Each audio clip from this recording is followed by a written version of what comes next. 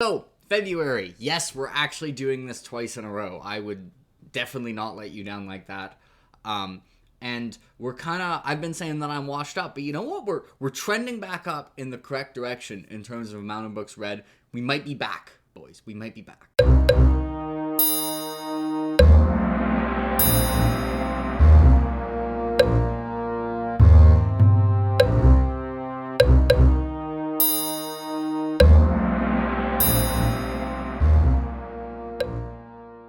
See, I gotta make sure I do these because I keep running into kind of paralysis by analysis for reviews where I was like, I should review that, but then it's like, what do I say to actually capture how I feel about it, but also say enough and not too much, and then I end up just like not doing it and having like 20 books that I want to do reviews for, and instead of just doing some, doing none. So this is the version of that. Anyway, 2 rereads, few books. My cat is currently pretending that she's starving and hasn't already been fed twice. So if you hear meowing in the background, that is what is going on. I promise. Yeah, there she is. I promise she's been fed. I promise she's not starving. Like, she's fine. She's not trustworthy. She will tell you she's starving even if she literally just ate. There's literally food in her bowl. Like, she's just like, no, there's not enough food for me to justify eating some of it. And I'm like, that's just whatever. So the first thing I did is I reread All the Seas of the World.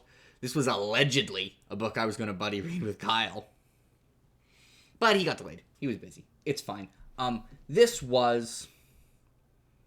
So, I'd read this once before. It was my least favorite historical Guy Gavriel Kay book.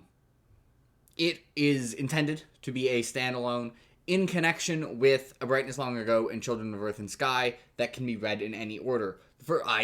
Seeing that's how it was supposed to be. For the first time, read it before I read The Brightness Long Ago. I read it when it was coming out. I was like, new, shiny GGK book. Do not read this before A Brightness Long Ago. I know Kay's goal was to write 2 really good books that could be read in either order. I think he succeeded at writing 2 really good books. I liked it way more having read Brightness Long Ago. Like, I think this is more connected to Brightness than, like, the first Lost Standalones are to either of the trilogies. Like, the main plot of Brightness doesn't have anything to do with the main plot of All the Seas of the World, and the main plot of All the Seas in the World doesn't have anything to do with Brightness, but, like, all the secondary plots are directly connected. Anyway, I really liked it. It's not among my favorite Guy Gavriel Kay books, but I thought it was excellent. The character arc of the protagonist and the exploration of them having to deal, like, confronting their past and finding a place to call home was extremely well done. As I said the first time, like, there was still a bunch of stuff I really liked about it. But also, there was just so many more powerful and rewarding moments that came from me having the backstory and of knowing who all the people were in the secondary cast. It was a bit of a quieter... Well, in a way, actually, it had a battle, and yet still felt like a quieter finale. I think, like, the big moment was much more of a character moment than, like, a plot beat, which was really well done. I gave it 8.5 out of 10.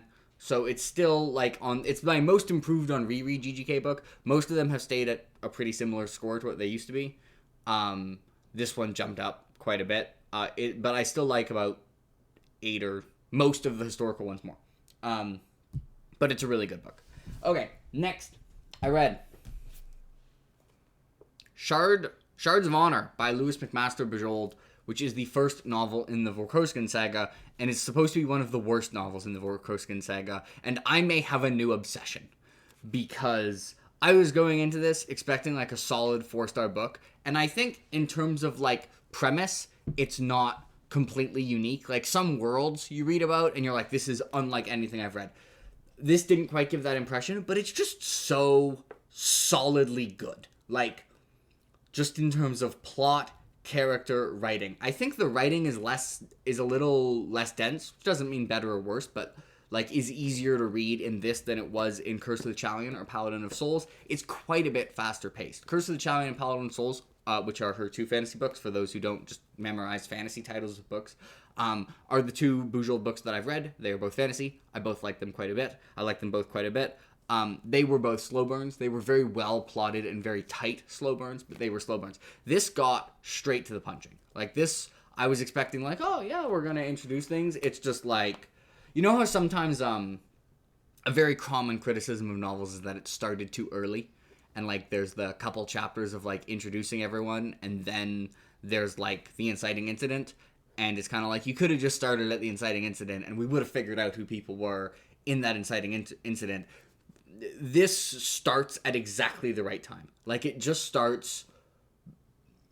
Boom, inciting incident. The inciting incident's got to be on like page 3. And then just the depth of characters, I think, for Bujold's just a fantastic character writer. I think this is a little bit more like banter than the 2 fantasy books from Bujold I read, and I like it. It's like really well done, kind of snappier dialogue. Where before I had the impression that like Bujold's characters just like made sense. Like they had the impression of feeling real as you learn more and more about them because they're complex enough and multi-dimensional enough and have that feel of humanity. They have that here, but I think they're got a little bit more personality, I would say. And yeah, I think the only thing I would say other than like aesthetically not feeling super unique is it is kind of split into the format of almost like 3 sub-narratives, and the jump between them is maybe a little janky, but I give this a 9 out of 10.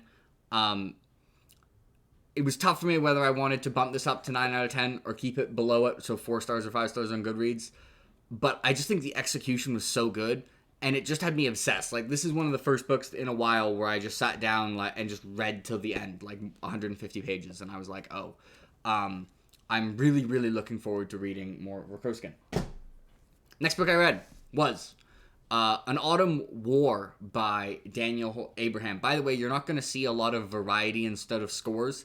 This might be the lowest standard deviation month I've ever had in terms of score. The range was like 8.5 to... I don't even know. Did I even give the right score for All the Seeds of the World? I feel like it's higher than 8.5. That might have been one for later. Yeah, it was supposed to be like an 8.7, right? What? Yeah, it was an 8.7. Anyway, the range is very, very small. Like, anyway. Autumn War, 3rd book in the Long Price Quartet, so I'm not going to talk about the premise much because it would spoil the previous 2 books. It was more eventful in terms of, like, epic than the previous books. I mean, it's got war in the title, so, like, I feel like it's not a spoiler to be like, I know this says The Price of War. If you're confused, this is the bind-up of An Autumn War and The Price of Spring. Yeah, it has a war, so it's got that going for it. I liked it basically equally to how much I liked A Betrayal in Winter. I actually think I might like A Betrayal in Winter more. They're both excellent. I know some people like Autumn War more because it's like more epic.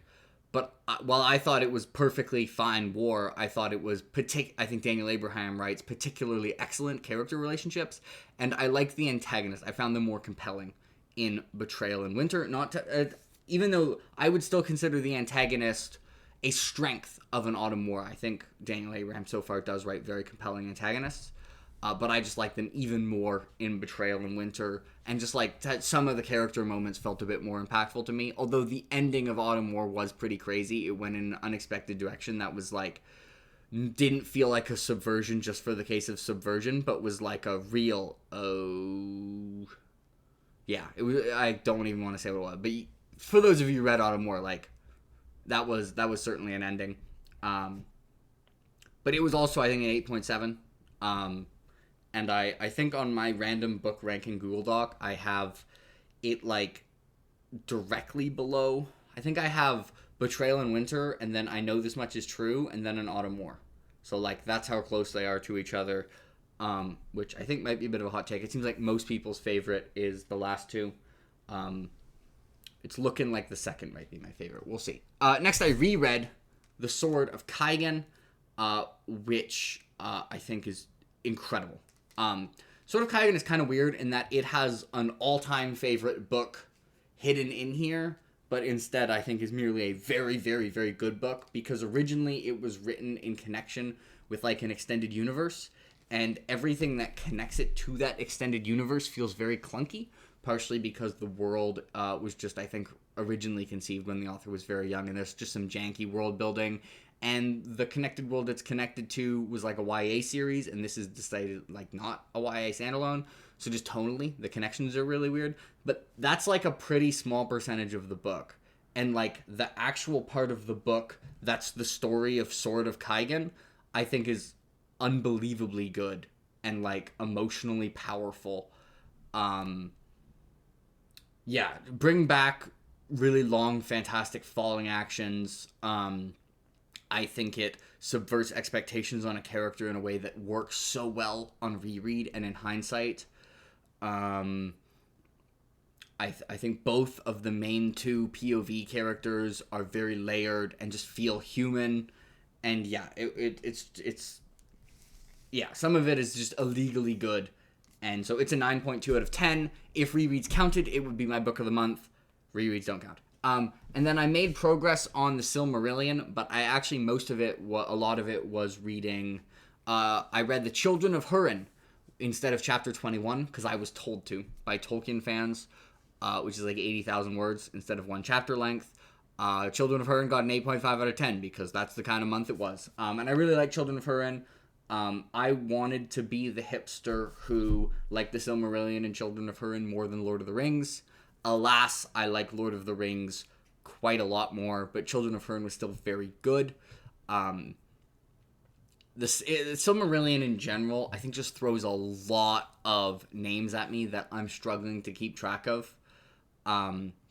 It like the world is so good and it has some really fantastically done stories for what it is, but for me, I definitely don't like it as much as Lord of the Rings. And then I like Children of Húrin more than I like most of the Silmarillion. I think Turin, the protagonist, was very well done. One of Tolkien's like more complex characters, and I think he writes very good characters.